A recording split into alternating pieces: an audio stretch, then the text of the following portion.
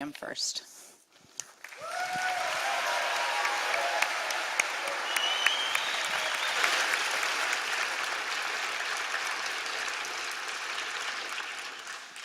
Thank you so much for coming this evening to share this special forum with us. The question, is there meaning to life, is closely connected to another equally profound question, namely, does God exist? For if God does not exist, there is no transcendent reality. And so both mankind and the universe, as a result, are inevitably doomed to death. Like all biological organisms, each of us must die. And the universe, too, faces a death of its own. Scientists tell us that the universe is expanding, and everything in it is growing further and further apart. As it does so, it grows colder and colder, and its energy is used up. Eventually, all the stars will burn out, and all matter will collapse into dead stars and black holes. There will be no light. There will be no heat. There will be no life. Only the corpses of dead stars and galaxies, ever expanding into the endless darkness and the cold recesses of space, a universe in ruins. This is not science fiction. As unimaginable as it may seem, this will happen. So not only is the life of each individual person doomed, the entire human race is destined to destruction. There is no escape.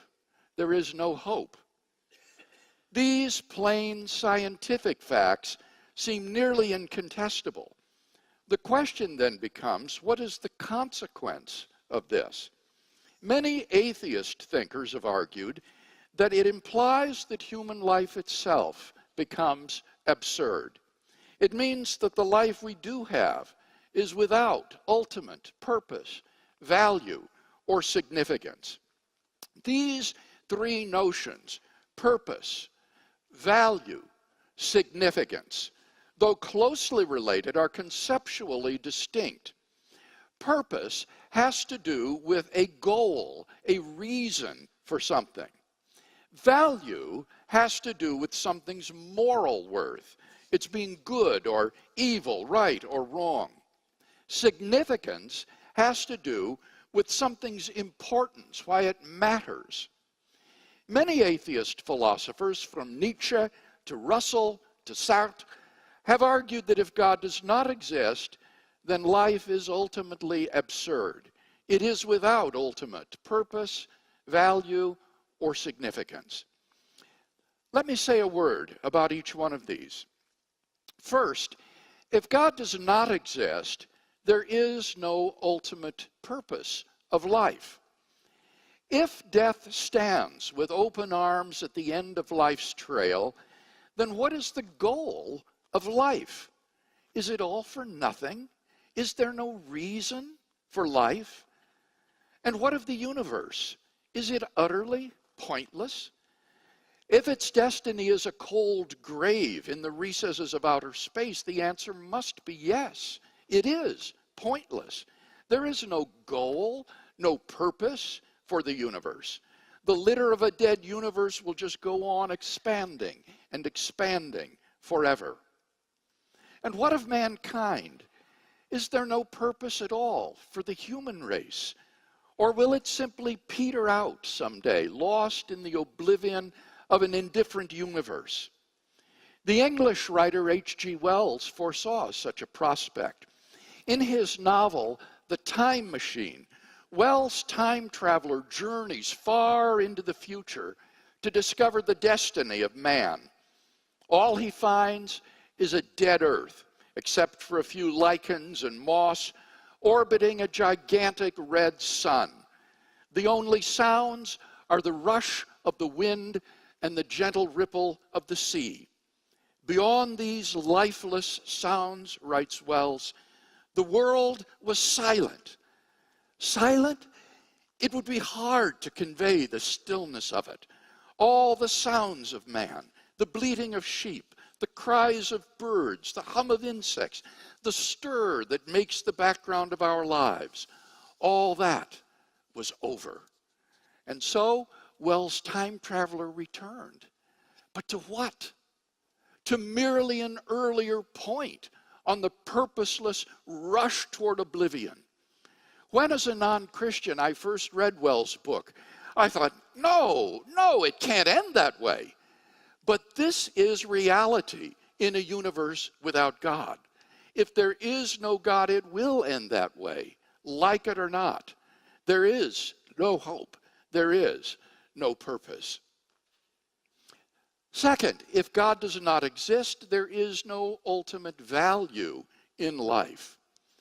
If there is no God, then there are no objective standards of good and evil, right and wrong. By objective standards, I mean moral standards which are valid and binding independently of human opinion. If God does not exist, then there is no transcendent source of moral values. Rather, moral values are either just the byproducts of socio-biological evolution and conditioning, or else expressions of personal taste. As the philosopher of science Michael Ruse explains, the position of the modern evolutionist is that humans have an awareness of morality because such an awareness is of biological worth. Morality is a biological adaptation, no less than our hands and feet and teeth. Considered as a rationally justifiable set of claims about an objective something, ethics is illusory. I appreciate that when somebody says, love thy neighbor as thyself, they think they are referring above and beyond themselves. Nevertheless, such reference is truly without foundation. Morality is just an aid to survival and reproduction, and any deeper meaning is illusory. Richard Dawkins puts it succinctly. There is at bottom no design, no purpose, no evil, no good, nothing but pitiless indifference. We are machines for propagating DNA. In a world without God, there can be no objective right and wrong, only our culturally and personally relative subjective judgments. So, who's to say whose values are right and whose are wrong? Who's to judge that one person's values are inferior to those of another? The concept of objective morality loses all meaning in a universe without God. All we are confronted with is, in Jean-Paul Sartre's words, the bare, valueless fact of existence. That means that it is impossible to condemn war, oppression, or bigotry as evil, nor can you praise tolerance, equality, and love as good. For in a universe without God, good and evil do not exist.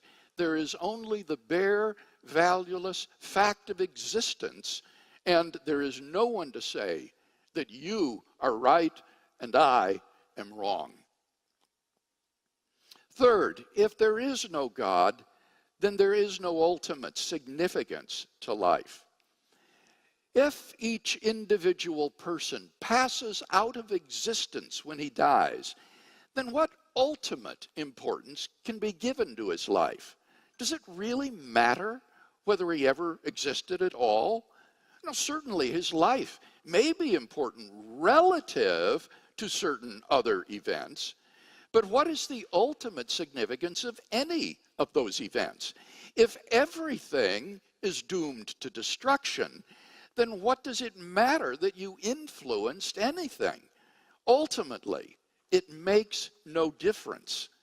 The contributions of the scientist to the advance of human knowledge, the researches of the doctor to alleviate pain and suffering, the efforts of the diplomat to secure peace in the world, the sacrifices of good people everywhere to better the lot of the human race. In the end, they don't make one bit of difference. they all come to nothing. In a famous passage, the atheist philosopher Bertrand Russell lamented that man is the product of causes which had no prevision of the end they were achieving, that no fire, no heroism, no intensity of thought and feeling can preserve an individual life beyond the grave, that all the labors of the ages, all the devotion, all the inspiration, all the noonday brightness of human genius are destined to extinction in the vast death of the solar system, and that the whole temple of man's achievement must inevitably be buried beneath the debris of a universe in ruins. All these things, if quite not beyond dispute, are yet so nearly certain that no philosophy which rejects them can hope to stand.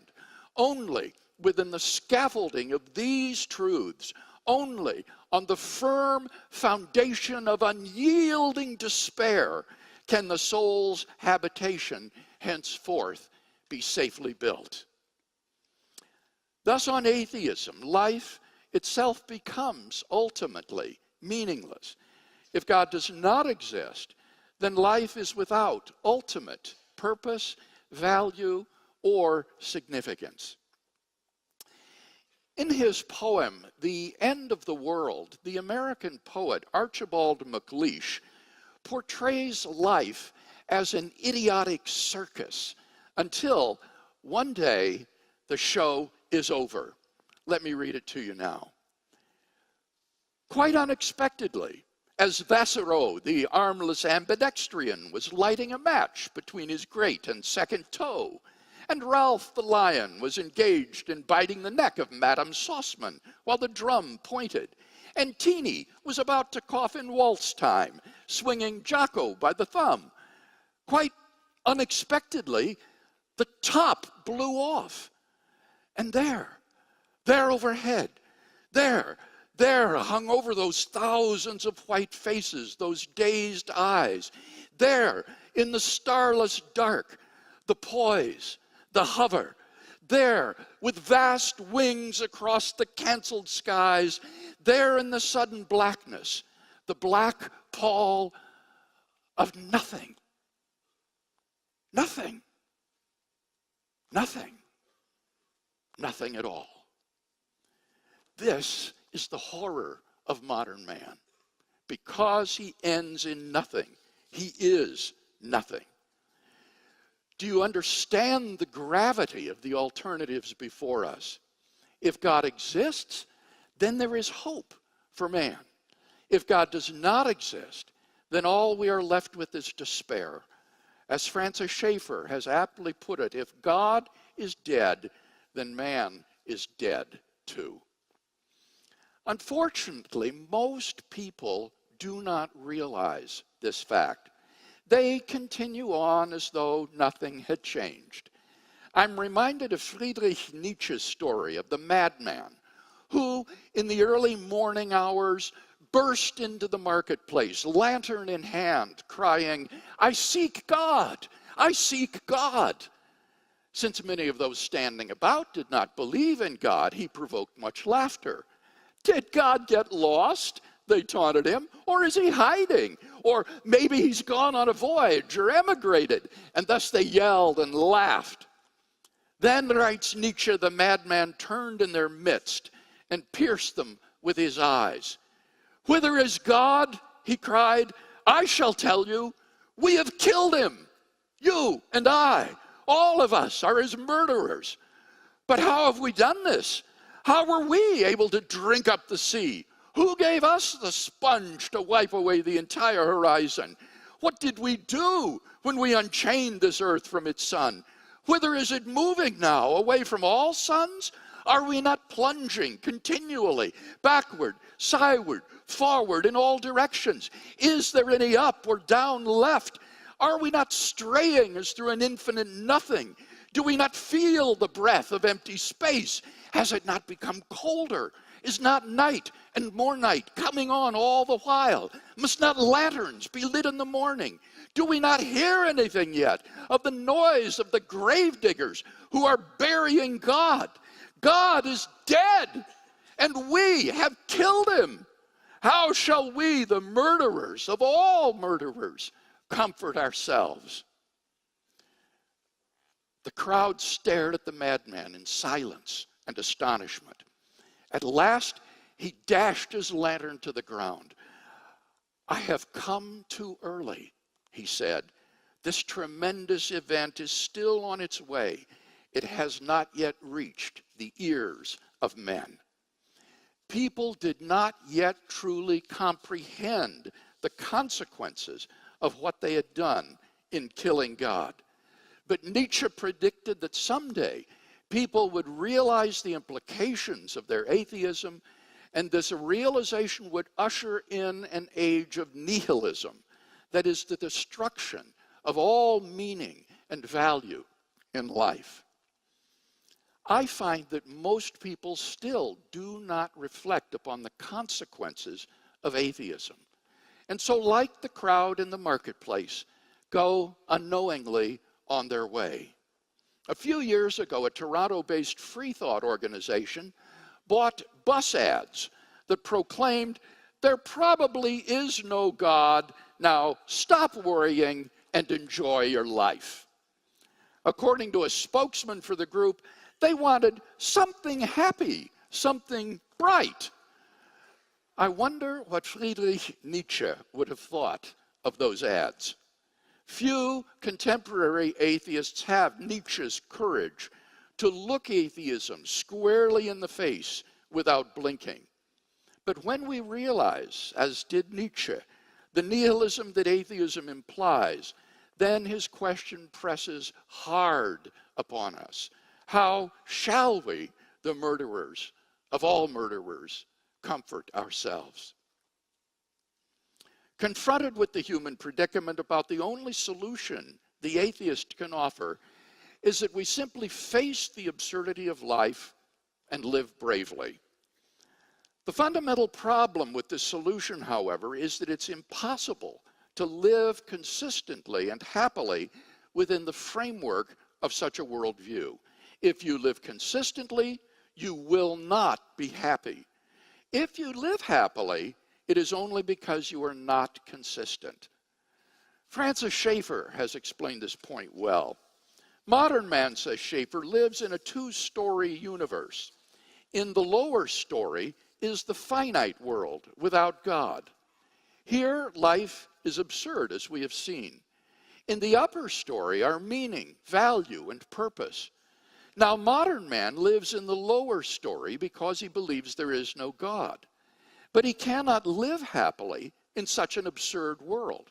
Therefore, he continually makes leaps of faith into the upper story to affirm meaning, value, and purpose, even though he has no right to, since he does not believe in God. While giving lip service to atheism, the atheist lives as though life were important, as though it really mattered what he does and thinks, as though certain things were really right and wrong, and so is outraged at the injustices of this world, and acts as though his petty projects and plans really were significant. The human predicament is thus truly terrible. The atheistic worldview is insufficient to maintain a happy and consistent life.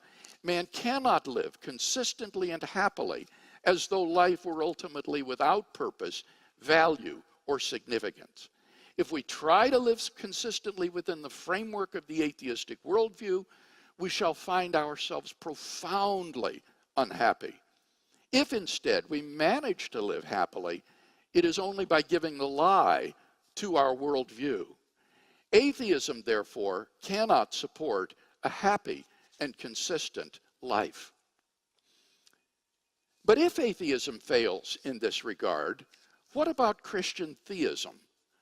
According to the biblical worldview, God does exist, and life does not end at the grave.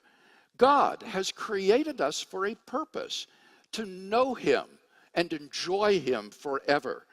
God Himself, who transcends socially relative mores, is the objective standard of moral principles and goodness, and his commandments are the source of our objective moral duties. Because we shall live forever, the decisions and actions we take in this life are imbued with an eternal significance that lasts beyond the grave. Biblical theism therefore provides the two conditions necessary for a purposeful, valuable, and meaningful life: God and immortality. Because of this, we can live consistently and happily within the framework of such a worldview. Thus, biblical theism succeeds precisely where atheism breaks down. Now, I would be the first to say that none of this proves that God exists. Even if atheism is unlivable, it may still be true. But in tonight's dialogue, we've not been asked to discuss whether God exists or not. I've written extensively on that question elsewhere. Tonight, we've been asked to discuss, is there meaning to life? On this score, there need be no dispute between the theist and the atheist. Indeed, it has been the atheists themselves, as we have seen, who have given the most poignant analyses of the human predicament. Let them speak for themselves. Without God, they tell us, life becomes absurd, for it is without ultimate purpose, value, or significance. I agree. But I would add one thing. We've seen that if God does not exist, then life is futile. If God does exist, then life is meaningful. Only the second of these two alternatives enables us to live consistently and happily. Therefore, it seems to me that even if the evidence for these two options were absolutely equal, a rational person ought to choose theism. That is to say, if the evidence is equal, it seems to me positively irrational to prefer death, futility, and despair to life, meaningfulness, and happiness. Therefore, my advice is go with God. As Pascal said, we have nothing to lose and everything to gain.